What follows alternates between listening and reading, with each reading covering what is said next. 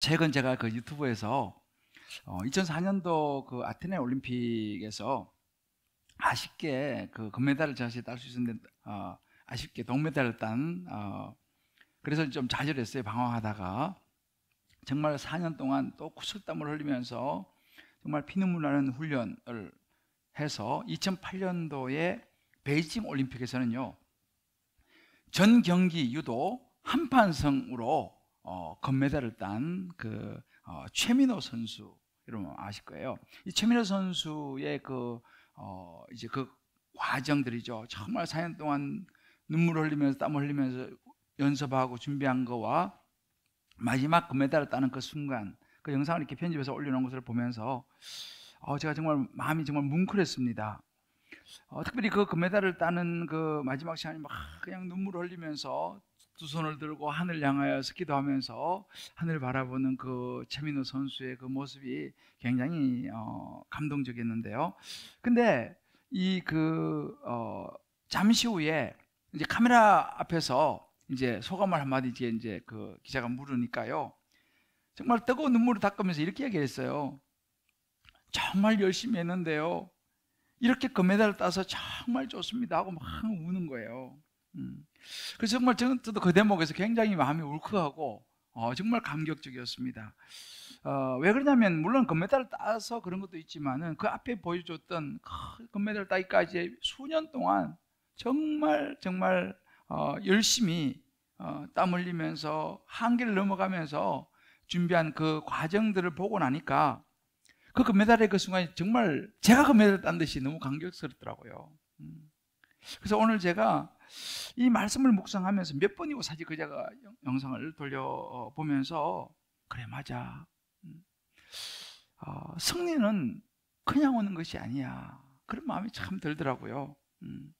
그리고 이제 그 뒤편에 보니까 그분이 그 최민호 선수가 미니 홈피에다가 그 올림픽 하기 바로 얼마 전에 이런 글을 올렸어요. 얼마 남지 않은 올림픽 정말 힘들었다. 죽을 것 같은 고통 하루하루 눈물로 보냈다. 그 눈물이 나에겐 너무나 행복한 순간이었다. 후회 없이 운동했다. 세상이 놀랄 일이 일어날 것이다. 이렇게 이제 미니홈피에다 올렸더라고요. 근데 정말 세상에 놀랄 일이 일어났죠. 제가 그 장면을 쭉 이제 보면서 말씀 묵상하면서 제 마음에 이렇게 스쳐 지나가는 분들이 있었어요. 우리 교회 성도님들, 또 집사님, 우리 권사님들 정말 여러 가지 이런저런 일들로 눈물을 흘리면서도 정말 믿음을 붙잡고 가고 있는 그 성도님들이 제가 제 마음에 스쳐 지나가더라고요. 어찌 보면은 영상 속에 나온 그 최민호 선수의 모습이 우리가 가야 할 모습이라고, 우리가 걸어가야 될 신앙의 모습이라고 바울이 말하고 있습니다. 바울은 여러분 알다시피 정말 주를 위해서 헌신했던 사람이었는데 그의 생애 마지막에 쓴 책이 디모데후서거든요. 이제 그 책을 쓰고 오래지 않아 이제 순교했는데 그 디모데후서의 그것도 마지막에서 그는 이렇게 고백합니다. 디모데후서 4장 7절에 보면 나는 선한 싸움을 싸우고 달려갈 길을 마치고 믿음을 지켰다. 정말 멋진 고백 아니겠습니까? 이 최민호 선수가 정말 후회 없이 운동했습니다. 하루하루 눈물로 보냈습니다. 그러나 그 눈물이 나에겐 너무나 행복한 순간이었습니다 라고 고백하는 것처럼 말이죠. 저도 보면서 하나님 나도 정말 이 최민호 선수처럼 이 바울의 고백처럼 제 인생의 마지막도 그렇게 되기를 원합니다. 제가 그렇게 기도했습니다. 저와 여러분의 우리의 신앙의 인생도 정말 이 바울처럼 마무리될 수 있게 되기를 주의 이름으로 축복합니다. 그러기 위해서는 우리가 어떻게 해야 되는지 이제 바울이 이 에베소 성도들에게 이제 말해주는 대목이 오늘 우리가 읽었던 본문입니다. 끝으로라고 하는 이제 말로 시작을 하는데요. 이 끝으로라고 하는 이 말 속에 굉장히 중요한 의미가 들어 있어요. 앞에 지금 여러 가지 이제 성령 충만한 삶에 대해서 쭉 이야기를 하면서 이제 끝으로 이제 이 모든 것을 총 압축해서 이렇게 살아가기 위해서는 마지막까지 승리의 삶을 살기 위해서는 끝으로 여러분 꼭 이것을 기억해야 됩니다라고 하는 대목입니다. 그러면 꼭 기억해야 될 그것이 무엇일까요? 바울은 오늘 그것이 영적 싸움이다 라고 이야기를 합니다. 예수님께서 우리 산상수훈에서도 말씀했습니다. 우리 예수 믿는 사람들은 화평을 누려야 된다. 사람과 사람이 정말 화평해야 된다 이렇게 말씀하고 있어요. 그러나 또 한편으로는 동시에 영적인 싸움을 싸워야 된다라고 가르치고 있다는 거예요. 그럼 영적 싸움을 싸운다는 것이 어떤 의미인가? 누구하고 싸운다는 이야기인가? 바울은 여러 서신서에서 그 이야기를 하고 있는데, 특별히 고린도서 10장 5절에서는 이렇게 말합니다. 하나님을 아는 것을 대적하여 높아진 것 다 무너뜨리고, 또 심지어 모든 생각을 다 사로잡아서 그리스도에게 복종시켜야 된다. 높아지려고 하는 우리 모든 그런 마음들, 심지어 생각까지도 말이죠. 또 로마서 8장 14절을 보면 너희가 육신대로 살면 반드시 죽겠지만 영으로서 몸의 행실을 죽이면 산다. 몸의 행실을 죽이는 거, 이것이 영적 싸움이다 라고 말합니다. 그리고 디모데후서 16장 12절에는 구체적으로 이렇게 말하죠. 믿음의 선한 싸움을 싸우라. 영생을 취하라. 이를 위하여 내가 부르심을 받았고 많은 정인 앞에서 선한 정언을 하도다. 믿음의 싸움을 싸우는 이것을 위해서 부름을 받았다라고 이야기를 합니다. 그러니까 우리가 살아가면서 이 세상, 어떤 육체적인 그런 부분들, 이 마귀의 이런 유혹들에 대항해서 정말 우리가 예수 안에서 모든 생각을 살피고 모든 행실을 살피고 끝까지 믿음을 지키는 것이 우리가 세상에 살아가는 동안 해야 될 영적 싸움이다 라고 바울이 이야기를 하고 있습니다. 자, 이제 문제는 그럼 이 영적 싸움에서 지느냐 이기느냐가 우리 인생의 관건이라는 거예요. 여러분, 하나님께서 세상을 창조했을 때부터 이 영적 싸움은 시작되었습니다. 여러분이 잘 아시는 아담과 하와는 이 영적 싸움에서 무너졌어요.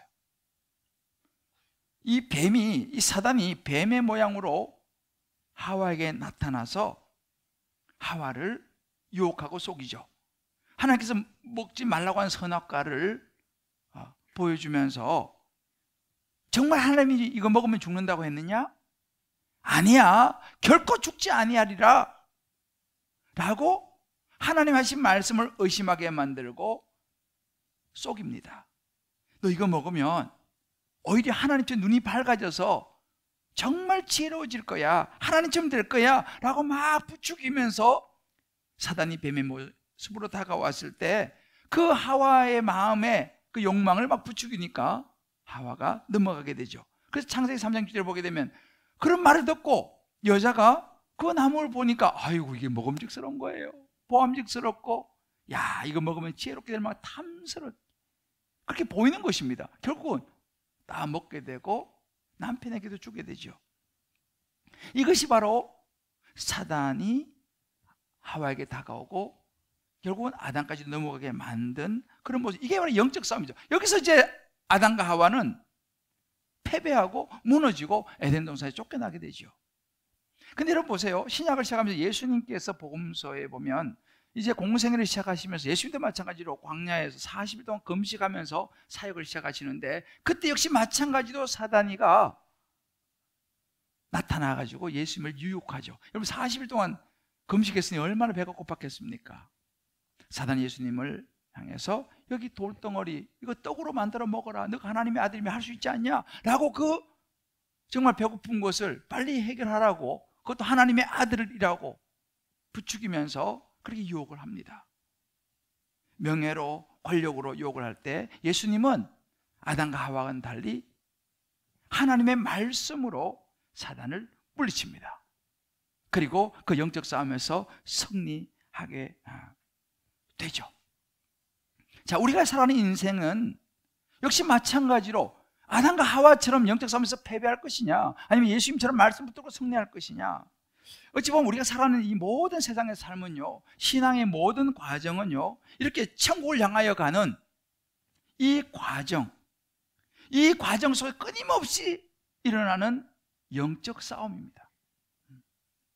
정말 우리가 예수 믿는 사람으로 끝까지 천국까지 갈 때까지 승리하기 위해서는 우리는 이 영적 싸움을 인식을 해야 돼요. 분별하고 또 직면해야 돼요. 계속 우리를 방해하고 유혹할 것이니까요.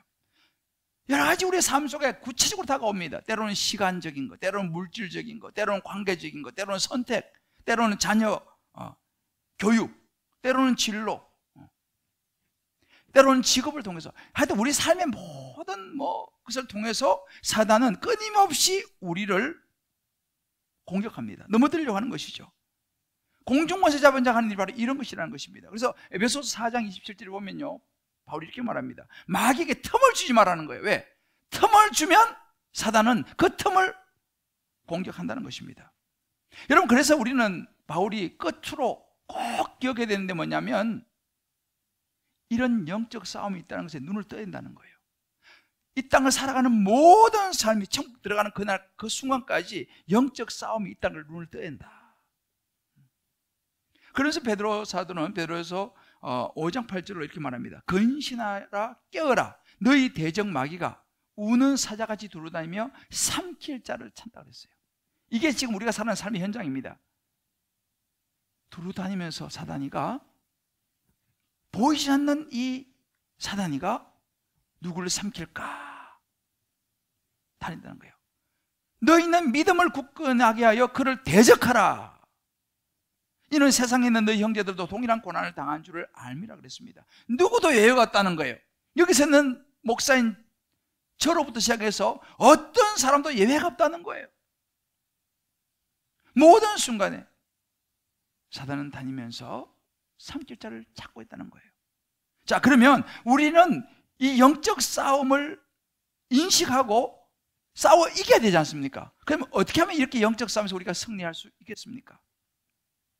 이 영적 싸움에 승리하기 위해서는 오늘 제가 두 가지 포인트를 여러분과 나누려고 하는데요. 그 첫 번째는 뭐냐면 상대방을 파악을 해야 됩니다. 여러분, 지피지기면 백진백승이라는 말이 있지 않습니까? 나를 알고 상대를 알면 100번 싸우면 100번 이긴다. 여러분, 요즘 스포츠 운동 경기에서요, 굉장히 중요한 분야가 있는데 뭐냐면 전력 분석관이라고 있습니다. 전력 분석관. 옛날에는 뭐 이런 게 없죠. 근데 요즘 굉장히 중요합니다. 이 전력 분석관은 뭘 하냐면요, 자기 선수뿐만 아니라 상대방 선수의 전력을 분석하는 거예요. 그래서 예를 들어서 뭐 축구도 그렇고 뭐 야구도 그렇고 이 투수의 장점 단점이 뭐냐, 이 타자의 장점 단점이 뭐냐, 미리 다 전력을 분석해 가지고요 마운드에 올라오는 거예요. 뭐 축구, 뭐 배구, 뭐 다 동일합니다. 제가 좀 전에 말했던 이 유도, 이것도 뭐 하여튼 모든 이 경기들이 있잖아요. 이미 이제 사진에 다 분석을 해서 올라오는 거예요. 어디가 약점이냐, 어디가 강점이냐, 어디를 공격해야 되고 어디를 방어해야 되냐, 이걸 철저하게 분석해 올라옵니다. 제가 최근에 이 유독의 살아있는 전설이라고 불리워지는 이원희 선수 있죠. 한판승의 사나이, 아주 유명하죠. 지금 용인대 이제 교수로 있는데, 이분이 은퇴 14년 만에 다시 현역 복귀를 선언했어요. 나이가 41세예요. 그런데 자기가 그냥 뭐 다시 한번 올림픽 참여한다 이런 의미로, 이런 차원이 아니에요. 자기는 정말 2024년도에 올림픽에 금메달 따는 걸 목표로 해서 자기는 나왔다는 거예요. 그래서 12월 달에 그 국가대표 선발전에 자기 나갈 거라는 거예요. 그러면서 그런 얘기 하더라고요. 요즘 40대, 50대가 너무 여러 가지 힘들어서, 자기 40대지 않습니까? 40대, 50대도 뭔가 할 수 있다는 걸 자기가 보여주고 싶다는 거예요. 그래서 자기는 금메달을 목표로 해서 이제 나왔다. 굉장히 정말 도전이 되더라고요. 그런데 제가 한 그 영상을 보다가 참 인상 깊었던 게 뭐냐면요, 이 이원희 선수가요, 이 선수는 뭐 유독의 그랜드 슬램을 달성한 아주 전설 같은 사람입니다. 그런데 그 한 예능 프로그램에서 이제 이 이원희 선수하고 또 이 예능 쪽에 있는 선수하고 이제 이렇게 유도 시합을 하는 게 나오는데, 거기에 조타라고 하는 예명인가 봐요. 그분이 예능인인데, 그 사람은 원래 유도 선수 출신입니다. 그런데 이제 이 예능 편에 이제 속했어요. 근데 이제 이원희 선수하고 이제 이렇게 유도를 이제 하게 됐는데, 5개월 전부터 이원희 선수한테 유도도 배우고 제자예요. 그런데 뭐 게임이 안 되죠, 사실은. 근데 이 조타라는 이 선수 되게 잘하더라고요. 보니까 굉장히 잘해요. 유도 선수 출신이니까. 그래서 이제 드디어 두 사람이 이제 붙는 날이 와가지고 이제 붙는데, 룰이 뭐냐면 1분 내로 이원희 선수가 한 판으로 못 이기면 지는, 이제 이런 이제 룰을 정했어요. 그래서 정말 이렇게 시작하는데 1분 안에 이제 하여튼 한 판승을 따야 되는 게 쉽지 않지 않습니까? 근데 그 허벅다리 걸기로 18초 만에 한 판승을 따냈어요. 결국은 따내고 이겼는데, 그 뒤에 한 이야기 저는 굉장히 감동적이었어요. 왜냐하면 이 원희 선수가요, 자기는 유도 전설 아닙니까? 그냥 그런 사람, 물론 그 사람 상대방이 잘하지만 뭐 그냥 나와가지고 그냥 하면 이기는 거예요. 그런데 나오기 전에 이 조타 선수의 그 시합을 보면서 있잖아요, 연구를 했다는 거예요. 연구를 해갖고 이렇게 그 기술을 걸 때 완전히 한 바퀴를 돌리면 너무 잘해가지고 한 바퀴 빙글 돌아서 탁 서버리는 거예요. 그래서 생각할 때, 아, 얘는 한 바퀴 돌리면 안 되겠구나, 반 바퀴만 돌리고 힘을 빼야겠구나, 이 생각을 하고 나온 거예요. 정말 그래서 그때 하는데 반 바퀴 돌리고 힘을 빼니까 확 주저앉아서 한 판승 이겼거든요. 야, 제가 그걸 보면서 굉장히 인상적이었던 것이 뭐냐면, 역시 프로구나. 그냥 대충 나와서 그냥 하면 이길 텐데 자기는 유독의 전설이니까. 그것이 아니더라는 거예요. 전력을 분석하고 상대방을 파악해서 나오는 모습을 보면서, 여러분, 사도 바울이 12절에 이렇게 말합니다. 우리의 씨름은 혈과 육을 상대하는 것이 아니라는 거예요. 통치자들, 권세들, 어둠의 세상 주관자들과 하늘에 있는 악한 영들을 대하는 것이다. 여러분, 우리가 영적 싸움을 싸우는 대상을 정확하게 분석하고 알아야 합니다. 우리가 싸우는 대상은요, 혈과 육이 아니에요. 이 혈과 육이라는 것은 사람을 의미합니다. 그러니까 우리가 싸우는 것은 눈에 보이는 인간, 사람이 아니라 눈에 보이지 않는 영적인 존재라는 거예요. 11절에 마귀의 계계 이렇게 말합니다. 마귀라는 거예요. 여러분, 마귀가 어떤 존재입니까? 원래 마귀는 천사였습니다. 근데 하나님의 말씀에 불순종하고 대적하다가 하늘에서 쫓겨나서 된 존재가 이 사탄의 존재입니다. 이 마귀의 존재죠. 우리가 싸우는 존재는요, 영적 싸움의 대상은요, 눈에 보이지 않는 그런 사단이라니까요. 그리고 권세자들, 세상 주관자들, 하늘에 있는 모든 악한 영들입니다. 이것이 저와 여러분이 싸우는 대상이라는 거예요. 우리가 싸우는 대상의 이 악한 영들의 특징이 뭔지 아세요? 일단 강합니다. 상당히 셉니다. 그리고 상당히 악합니다. 그리고 굉장히 교활해요. 그래서 성경에 보면요, 이 사단을 여러 다양하게 이야기하고 있는데, 요한계시록 12장 9절에 보면 대표적으로 사단은요, 온 천하를 꿰는 자라 그랬어요. 싹 쏘개가지고 꿰는 거예요. 유혹하는 거예요. 요한복음 8장 44절에 보면요, 이 사단은 거짓말장이라고 그랬어요. 거짓의 아비라고 그랬어요. 여러분, 사단은요, 우리가 대적해야 될 사단은요, 거짓말의 명수입니다. 아주 거짓말을 능수능란하게 하는, 그것도 전혀 티내지 않고 거짓말하는, 이것이 사단입니다. 고린도서 11장 14절에 보면요, 이 사단은 광명의 천사로 자기를 과장한다 그랬어요. 여러분, 천사들 광명의 천사 얼마나 보기 좋습니까? 야, 이런 사람이 어디 있나? 이런 모습으로 우리에게 다가온다는 거예요. 그게 바로 사단의 정체라는 것입니다. 여러분, 이렇게 우리가, 이 사단은요, 우리가 지금 싸워야 되는 영적인 상대는 누구냐면, 모든 수단을 다 동원해가지고 우리의 삶의 순간순간 다가와서 우리 마음을 빼앗아 우리를 낙심시키고 우리를 포기하게 만들고 우리를 속이고 유혹하고 무너뜨리는 것, 이게 바로 우리가 싸우는 대상 사단인 것을 분명히 우리가 분석하고 이해해야 됩니다. 여러분들 무슨 일을 만나면요, 엄청 낙심되잖아요. 조그만 일도 엄청 크게 느껴지잖아요. 그죠? 여러분, 그래서 우리를 완전히 무너뜨리지 않습니까? 때로는 막 별거 아닌데 나중에 생각해보면 막 그 순간에 화가 막 나가지고 막 주체를 못하지 않습니까? 이런 감정들, 또 때로는 뭐 자녀들을 훈육할 때도 마찬가지예요. 그냥 이제 나중에 생각하면 별거 아닌데 막 그 순간에 막 못 참는 거지, 분노를. 우리 어떤 병도 마찬가지예요. 그 병에서 의사가 한마디 하면 마치 막 죽을 것처럼 막 두려움이 다가오는 거예요. 이런 감정들, 이런 것을 누가 이용하느냐? 사단이 그걸 이용한다는 것을 우리가 알아야 돼요. 사단은 어떻게 해서라도 우리로 하여금 낙심하게 만드는 것이 목적입니다. 우리를 쓰러뜨리는, 여러분 욥을 보세요.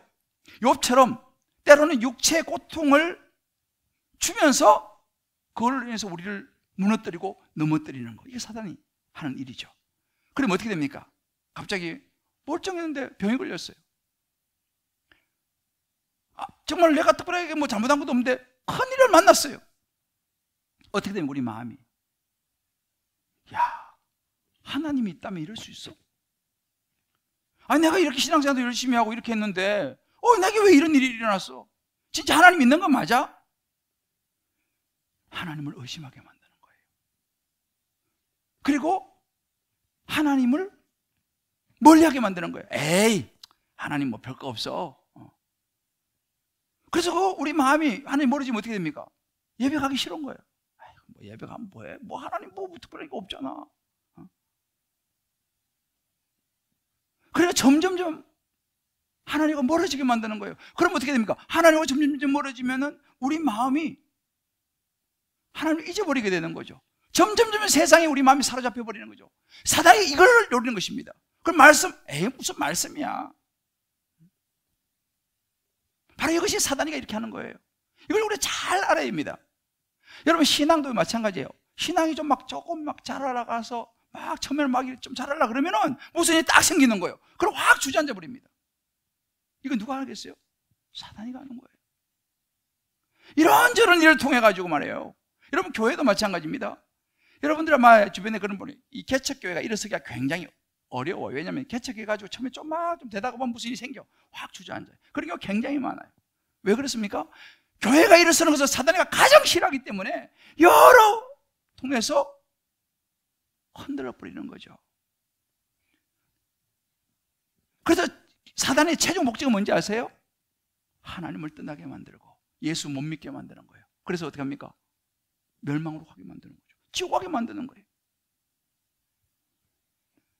이것이 사단의 존재예요. 사단이가 이런 일을 하는 거예요. 때로는 광명의 청사로 다가와가지고 말이죠. 능수하게 거짓말을 하면서 말이죠.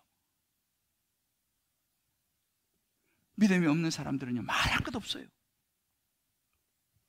때로 사단은요, 우리의 사상을 통해서, 가치관을 통해서, 때로는 풍습을 통해서, 전통을 통해서, 어떤 인습을 통해서, 우리나라는 사람들은, 우리 교회 다니도 있잖아요. 우리는 뭐가 있냐면 우리 베이스에 유교가 베이스에 있어요. 우리는요, 우리 교회 다니고 해도요, 우리나라의 이 저보니까 유교 사상 있지 않습니까? 이런 것들이 사실 신앙을 성장시키는데 이렇게 저렇게 방해를 하는 거죠. 바로 그런 것들도 사단이가 이용을 하는 거죠.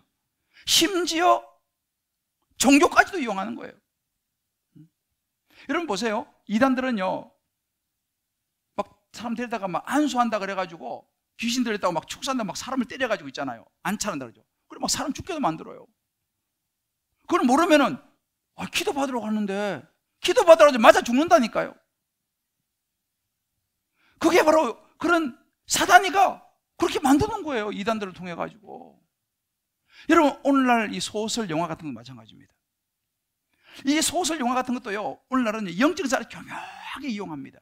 그래서 사람들, 관객들의 마음을 확 사로잡아요. 막 흥행을 시킵니다. 그럴듯하게 영적인 것을 이용을 해가지고요, 막 사탄 같은 것도 등장시키고 막 이렇게 해가지고 또 막 교회도 막 등장시키고 이래가지고. 여러분 우리가 분명히 알아야 되는 건 어떤 세상의 뭐 영화나 이런 문화 매체가 사단은 아니에요. 그러나 사단은 그런 것을 활용을 한다는 거예요. 자기의 도구로. 그러니까 우리가 이런 부분에 있어 가지고 정말 우리가 분별하고 경계해야 되는 것이 뭐냐? 우리의 적이에요. 영적 싸움의 대상이 사단이라는 것을 우리는 절대 잊어버려서는 안 됩니다. 이것을 우리가 분별하는 것이 너무너무 중요한 거예요. 그 중에 하나가 뭐냐면요, 분명한 것은 여러분, 사람은 우리의 적이 아니에요. 사람은 사단이 아니에요. 그래서 우리가 사람을 미워해서는 안 됩니다. 물론 때로는 우리 주변에 진짜 사람 같지 않은 사람들도 있잖아요. 막 그런 말을 하는 사람, 사기치고 막 진짜 상상도 못할 그런 나쁜 일을 하는 사람들도 우리가 만날 수 있어요. 여러분 그럴 때 이거를 분별하셔야 돼요. 그 사람이 아니고 있잖아요. 그 사람의 배후에서 그 사람을 속여가지고 그 사람을 이용해서 사단짓을 하게 만드는 그 세력이 있다는 그것을 여러분 보셔야 돼요. 그것이 영적 싸움입니다. 영적 싸움이라는 걸 절대 잊어버려서는 안 되는 거예요. 이거 우리가 분별을 못하면요 굉장히 위험해집니다. 그러니까 바울이요 끝으로 이거 너무너무 중요하다는 거예요, 여러분. 그래서 오늘 이 설교는 굉장히 중요한 설교입니다, 사실은. 절대 사단은 자기 정체를 드러내지 않습니다. 고묘하게 자기는 숨어 있어요. 환경을 이용해서, 여건을 이용해서, 사람을 이용해서 우리를 파괴시키는 거, 이게 사단의 목적이에요.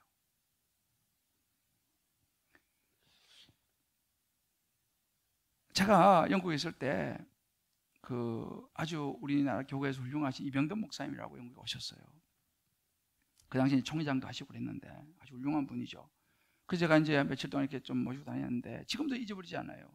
케임브리지 옥스퍼드 쪽에 이제 이렇게 가면서 제가 운전을 해갔는데 그 목사님이 제게 이렇게 얘기했어요.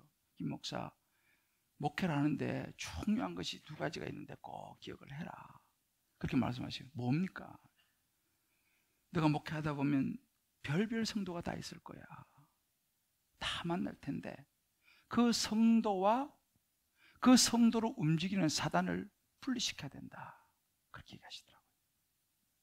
정말 내가 목회하다 보면은 말도 안 되는 그런 일을 하는 그런 성도를 만날 텐데 그때 그 성도를 미워하지 말고 그 성도 안에서 그 성도를 쥐고 흔드는 사단을 내가 보고 그 사단을 대적해야 한다.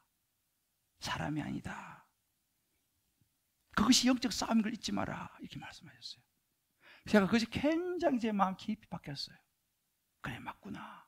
이것이 영적 싸움이구나. 여러분도 마찬가지로 가정에서 부부싸움을 할 때가 있지 않습니까? 그럼 부부싸움이 일어나면요 그 남편이 나쁜 사람이 아니고 그 아내가 나쁜 사람이 아니에요. 그 마음속에 들어가서 그 남편을 막 자꾸 조종하고 막 말도 안 되는 행동을 하게 만드는 그 사단이 있다니까요. 그 아내를 격동시키는 그 사단이 있어요. 그걸 우리가 봐야 되는 거예요. 그러니까 우리가 싸워야 될 대상은 남편, 아내가 아니고요 그 뒤에 있는 사단을 생각을 해야 됩니다. 부모, 자녀도 마찬가지예요. 자녀가 때로 부모 볼 때 우리 부모 정말 말도 안 돼. 부모를 미워할 게 아니고 그 부모를 그런 식으로 쥐고 흔드는 그 사단을 우리가 봐야 되는 것입니다. 이게 영적 싸움이라는 거예요. 이걸 잘 분별해야 됩니다. 특별히 우리 교회 우리 집사님, 권사님, 우리 여자분들 조심해야 되는 게 뭐냐면요 교회 와가지고 예배드리고 막 기도하고 성령 충만해 집에 들어가면 막 남편이 그냥 누워가지고 막 이러고 있고 막 말도 안 되는 말하고 막 이러면 복장 터진 소리 하잖아요. 그러면 어떡합니까? 사탄아 물러가라. 사탄 짓을 하니까. 근데 여러분 절대로 그래서는 안 되는 거예요. 왜? 그 남편은 사탄이 아니에요. 그 남편은 남편이에요. 사탄이 아니라니까요. 그 사탄은 물러가라 그러면 안 되죠. 근데 사탄 짓을 하고 있지 않습니까? 그건 뭡니까?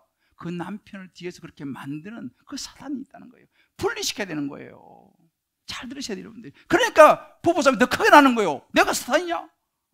그럼 너는 뭐냐? 막 이래가지고 내가 보니까 뭐 천사 아니구만 뭐 이러면서 막 싸우는 거예요. 그러면 사단한테 넘어가는 거예요. 여러분들이 집에 가서 보면 막 진짜 복장 터진 모습이 딱 보이면요 아유 당신 오늘 참 멋있어 보여요 이렇게 말 그렇게 해줘야 됩니다. 이게 사단을 이기는 비결이에요. 그래서 속으로 사탄을 물러가라. 속으로 해야 되는 거죠. 왜? 분리시켜야 되는 거예요. 자기가 하는 걸 자기가 모르니까 지금. 우리 자녀들도 마찬가지입니다. 자녀들이 막 대부분 사탄짓 하잖아요. 이 사탄 이러면 절대 안 됩니다. 여러분 상처받아야 애들은요. 부모 애들도 우리 집에 사탄이 있어요. 그러면 안 돼. 분리시켜야 돼요. 그렇게 하면 넘어가는 거예요. 이 마틴 로이 존스라고 유명한 분이 있어요. 이분이 이렇게 얘기했어요. 나는 오늘날 교회가 부실하게 된 주된 원인 중에 하나는 마귀를 잊어버리고 있기 때문이라고 확신한다 그랬어요.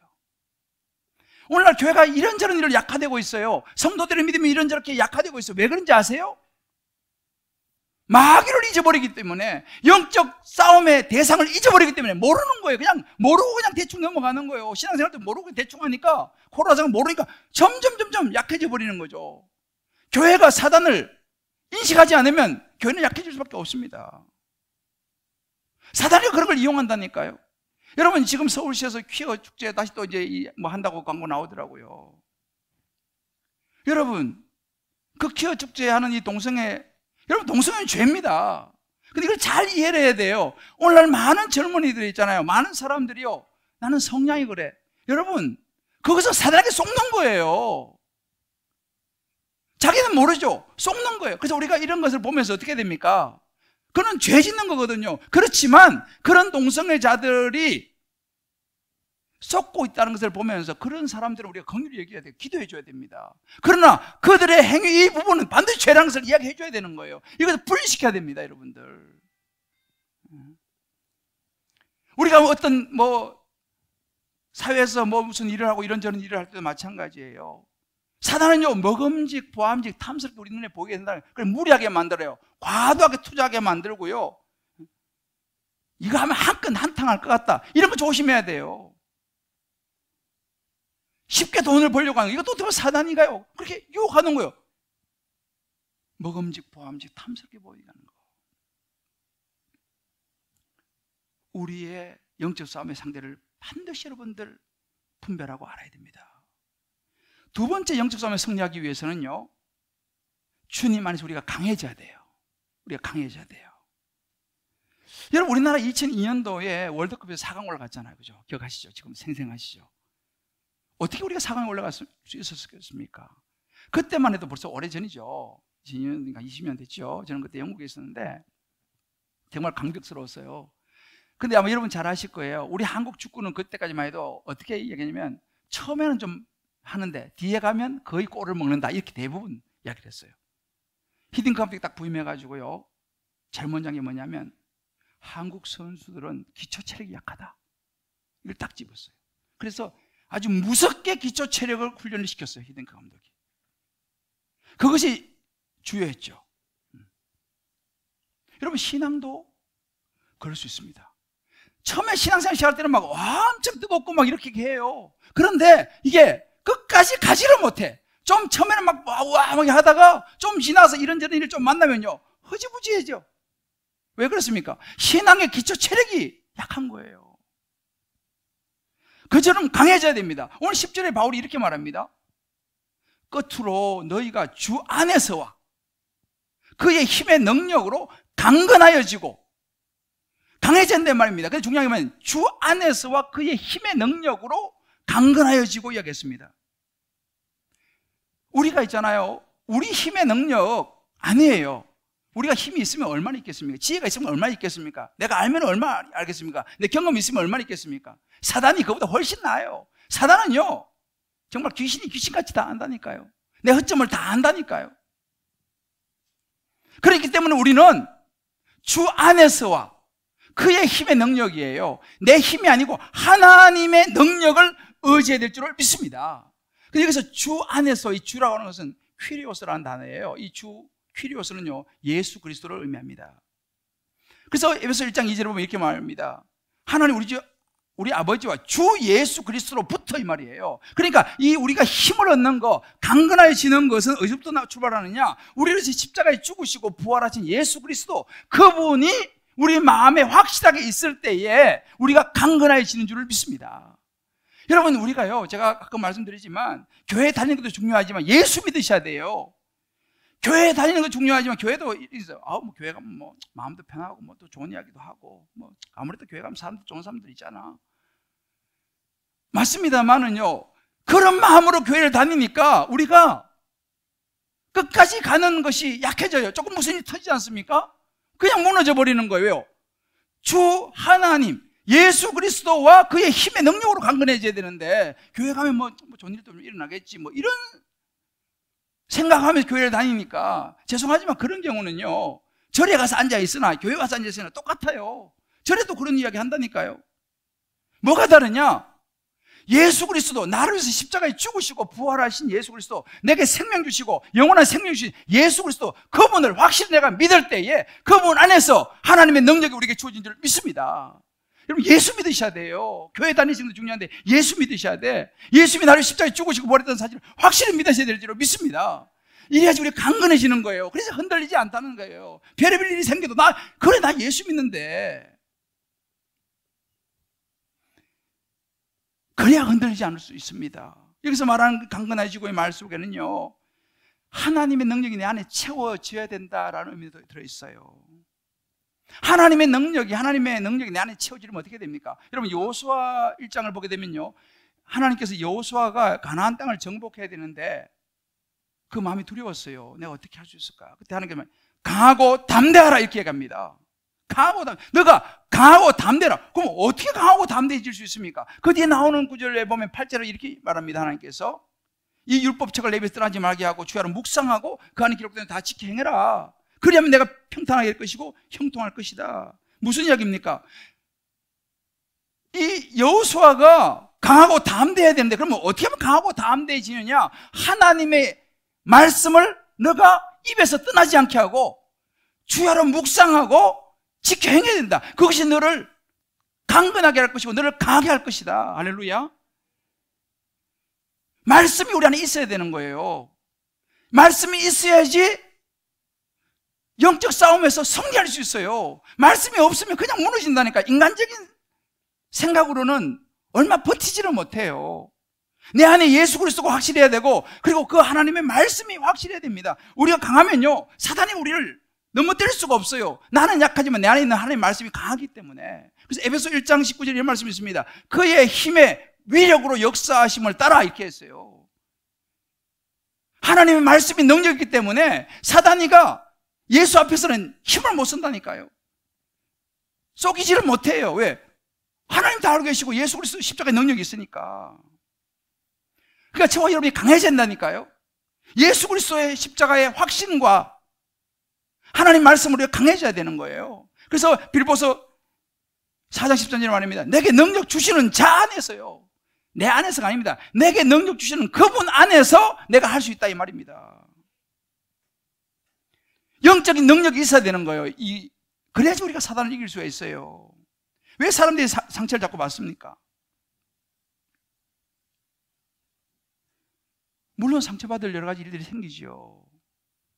그러나 사실은요, 내 안에 예수 그리스도가 확실하고 말씀으로 날마다 내 안에 딱 무장되어 있으면요, 상처될 일이 있어도 이길 수가 있어요.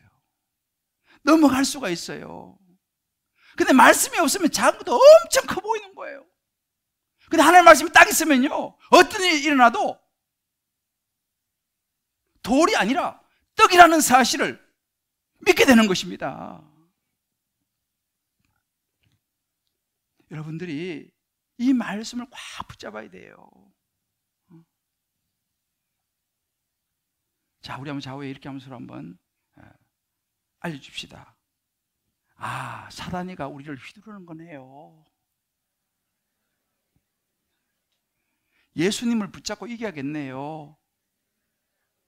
말씀을 붙잡고 이겨야겠네요.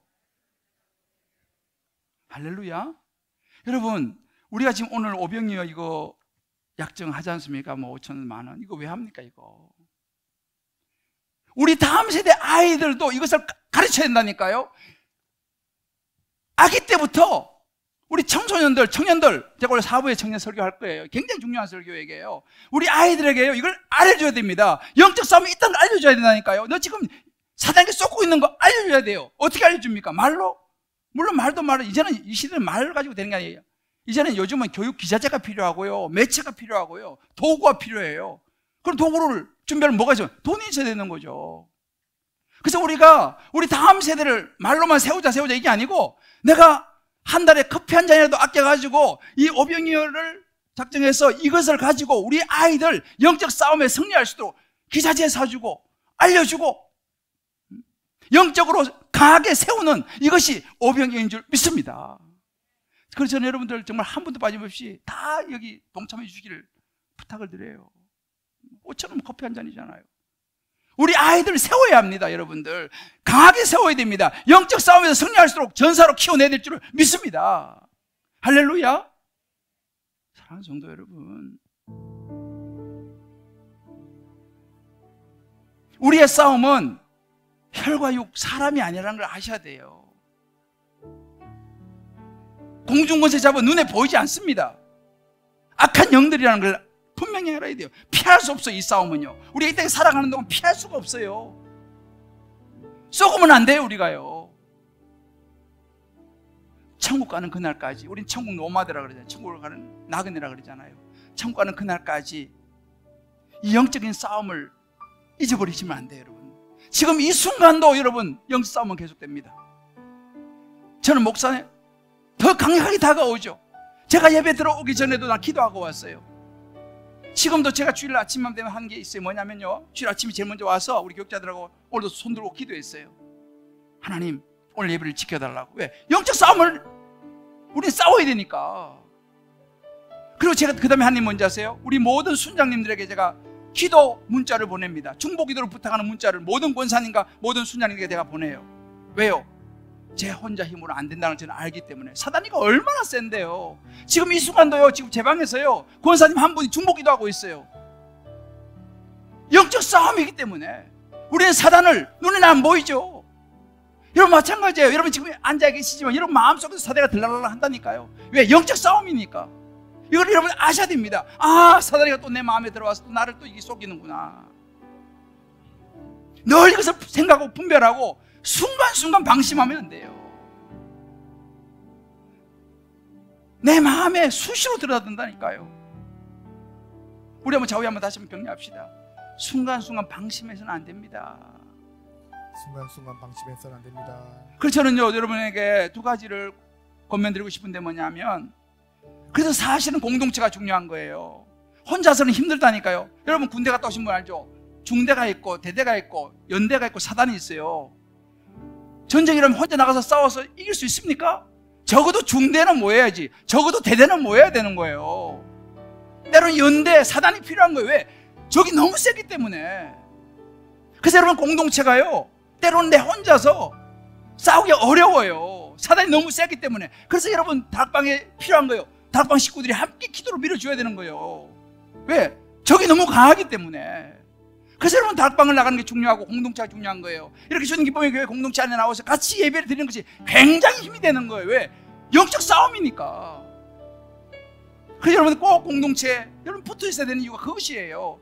아침에 거울 안 보시고 오신 분 손 들어보세요. 용감하신 분 있어요? 거울 안 보고 나올 사람이 누가 있어요? 거울 왜 봅니까? 나를 봐야 되잖아요. 내 약점이 뭔지를 봐야지 않습니까? 뭐가 묻은지 봐야지 않습니까? 근데 그것도 주관적일 수 있어요. 내가 보면 난 다 괜찮아. 때로는 다른 사람이 나를 봐줘야 돼요. 좀 거시기할지 모르지만 왜? 내가 모르는 내가 있을 수 있으니까 다른 사람이 봐주고 괜찮아. 괜찮아. 이게 공동체예요, 여러분들. 그래서 공동체가 너무너무 중요한 거예요. 또 한 가지는 영적인 감각을 지켜야 됩니다. 사단을 계속 생각하면서 감각이 있어야 되는 거예요. 제가 최근에 있잖아요. 되게 은혜 받은 게 중에 뭐냐면 윤신혜 씨 알죠? 윤신혜. 나이가 71세예요 벌써. 열애 몰라요? 불꽃을 피우리라 이거 있잖아요. 저는 그 사람 열정 되게 좋아해요. 열애. 이때가 놀란 게 최근 이분이 나와가지고요, 자기 전성기 시절의 몸무게를 유지하고 있대요. 노래도 너무너무 잘하는 거예요. 이게 가능하냐? 가능해요. 어떻게 가능하냐? 자기가 하는 이야기가요, 자기를 관리하는데 몸무게도 거의 유지한대요. 그리고 겨울엔 찬바람 안 쉴라 그러고 하루 6시간 푹 자고, 또 한 가지는 노래를 쉬면 목이 잠기는 걸 알기 때문에 자기는 지금 미사리 가면 라이브 카페가 있대요. 그 라이브 카페에서 매주 노래를 부른다는 거예요. 자기 왜? 안 부르면 목이 가라앉고 감각이 떨어지니까. 야, 맞다. 여러분 우리가 있잖아요, 영적인 감각을 놓치면은요 사단이 분별이 안 되는 거예요. 그래서 날마다 말씀 묵상하고요, 제자 훈련 그래서 받는 거예요. 왜? 분별하려면 훈련을 받아야 되니까. 그래서 제자 훈련 받고 사역 훈련 받고 양육 뭐 이것저것 하는 거예요. 왜? 도구로 가져야 돼요. 이 부분 제가 다음 주 자세히 말씀드릴 거예요.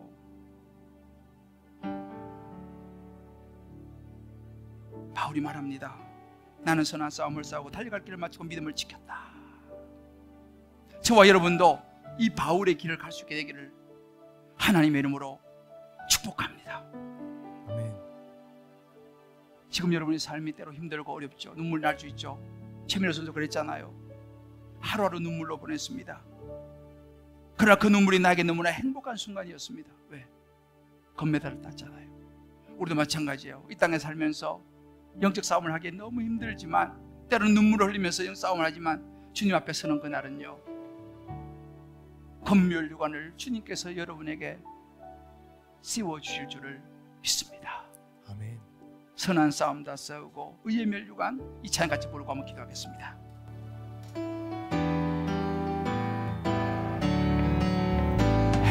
나팔 소리에 주의 호령 났으니 십자가의 군기를 높이 들고 나가세. 들고 나가세. 선한 싸움을 싸워야 되는 거예요. 싸우다 싸우고 의의 면류관 의의 면류관 받았으리라. 받았으니 시들지 않은 영광의 면류관이 우리에게 주어질 것입니다. 끝까지 영적 싸움에 싸워 이겨야 되는 거예요. 면류관 받으리. 그 요단강 건너 우리 싸움 마치는 날, 의의 면류관 예루살렘 성에서 선한 싸움 다 싸고 싸움 다 싸우고 의의 면류관 을 받았을 것입니다.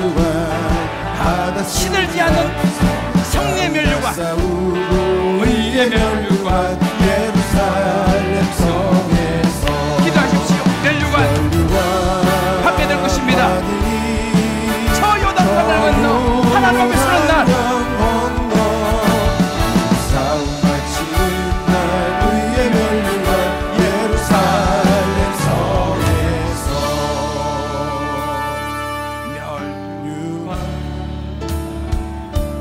받으리. 시들지 않는 영광의 면류관,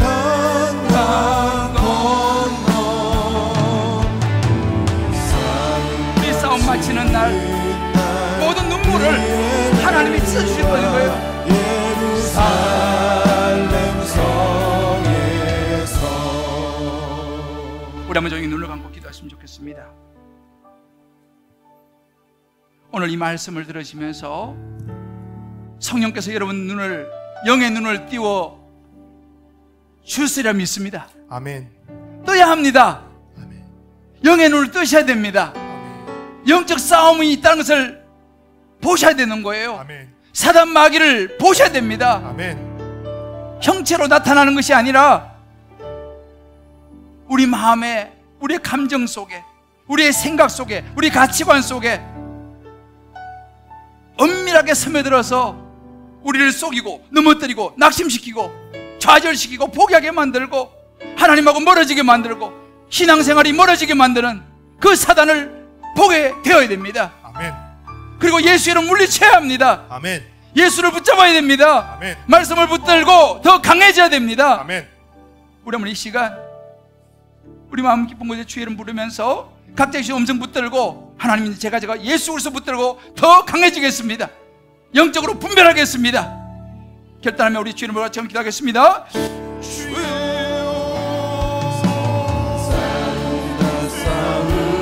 하나님 아버지, 하나님 역사하여 하나님 아버지 역사하여 원합니다. 오 하나님 아버지 역사하여 원합니다.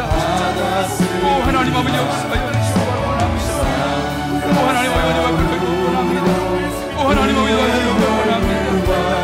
아버지 하루를 눈물로 보내지라고 아버지여 그 눈물이 우리에게 행복이 되게 도와주시고 시들지 않은 멸류관을 바라보면서 원합니다. 오 하나님 아버지 나갈 수 없고 원합니다. 주여 아버지를 역사하기를 원합니다. 아버지 부르시기를 원합니다. 제자를 원합니다.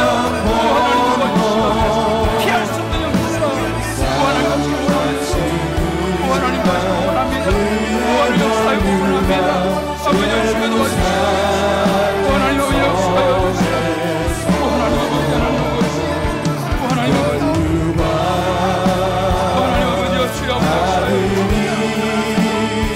하나님 아버지 아버지 하나님 아버지 주의 역사하여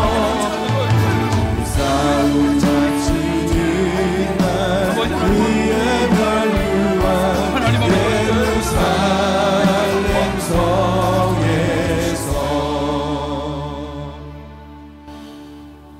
아버지, 현재 고난은 장차 내게 나타날 영광과 비교할 수 없다고 하셨습니다. 아멘. 신앙의 길을 걸어가는 것이 참 고달프고 때로는 눈물이 나고 믿음을 지키는 것이 너무 어렵지만 하나님 아버지, 바울처럼 예수 십자가 붙들고 하나님 말씀 붙들고 아멘.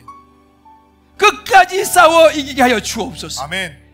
끝까지 승리하게 하여 주옵소서. 아멘. 내 힘은 안 되지만 하나님이 주 안에서 우리를 승리케 하실 줄을 믿습니다. 아멘. 하나님, 이제 우리 모두가 영의 눈을 뜨고 우리를 대적하고 무너뜨리는 악한 영들을 분별해내고 아멘. 예수 이름으로 잘라내게 하여 주옵소서. 아멘. 넘어서게 하여 주옵소서. 아멘. 분별케 하여 주옵소서. 아멘. 그래야 하나님 앞에 섰을 때 시들지 않는 영광의 면류관을 받아서는 귀한 우리 성도님들 다 되게 하여 주옵소서. 아멘. 그럼 우리 다음 세대 우리 자녀들을 다 되게 하여 주옵소서. 아멘. 그래서 하나님 아버지, 이 주님 기쁨의 교회가 잠실의 최후의 보루가 되게 도와주시옵시고 아멘. 우리 아이들이 이 시대를 지켜내는 영적 싸움의 선봉장 되게 하여 주옵소서. 아멘. 우리 청년들이 영적 성장의 선봉장 되게 하여 주옵소서. 아멘. 우리 원사님, 우리 입사님들이, 우리 장로님들이 그렇게 되게 하여 주옵소서. 아멘. 예수님 이름으로 기도합니다. 아멘. 향유 옥합의 찬양을 부르며 우리 옥합을 주님께